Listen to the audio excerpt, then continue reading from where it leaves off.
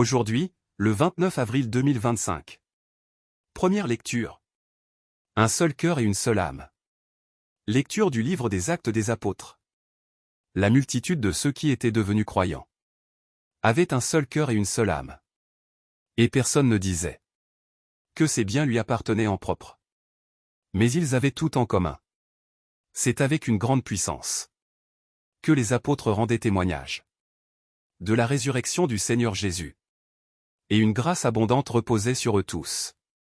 Aucun d'entre eux n'était dans l'indigence. Car tous ceux qui étaient propriétaires de domaines ou de maisons les vendaient, et il apportait le montant de la vente pour le déposer aux pieds des apôtres. Puis on le distribuait en fonction des besoins de chacun. Il y avait un Lévite originaire de Chypre, Joseph, surnommé Barnabé par les apôtres, ce qui se traduit « homme du réconfort ». Il vendit un champ qu'il possédait et en apporta l'argent qu'il déposa aux pieds des apôtres. Parole du Seigneur. Nous rendons grâce à Dieu. Psaume. Le Seigneur est roi.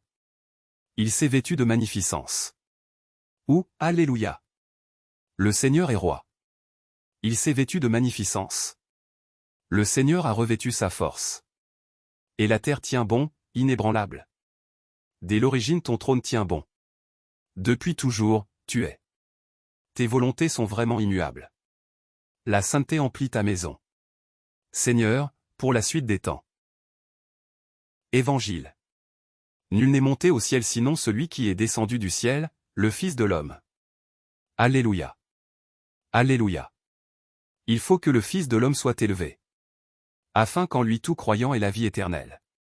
Alléluia. Évangile de Jésus-Christ selon saint Jean. En ce temps-là, Jésus disait à Nicodème: il vous faut naître d'en haut. Le vent souffle où il veut. Tu entends sa voix, mais tu ne sais ni d'où il vient ni où il va. Il en est ainsi pour qui est né du souffle de l'Esprit.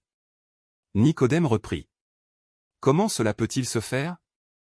Jésus lui répondit: tu es un maître qui enseigne Israël. Et tu ne connais pas ces choses-là? Amen, amen, je te le dis. Nous parlons de ce que nous savons. Nous témoignons de ce que nous avons vu. Et vous ne recevez pas notre témoignage. Si vous ne croyez pas, lorsque je vous parle des choses de la terre, comment croirez-vous quand je vous parlerai des choses du ciel? Car nul n'est monté au ciel, sinon celui qui est descendu du ciel, le Fils de l'homme.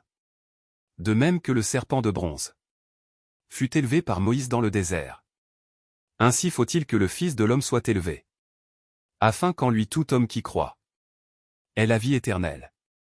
Acclamons la parole de Dieu. Louange à toi Seigneur Jésus.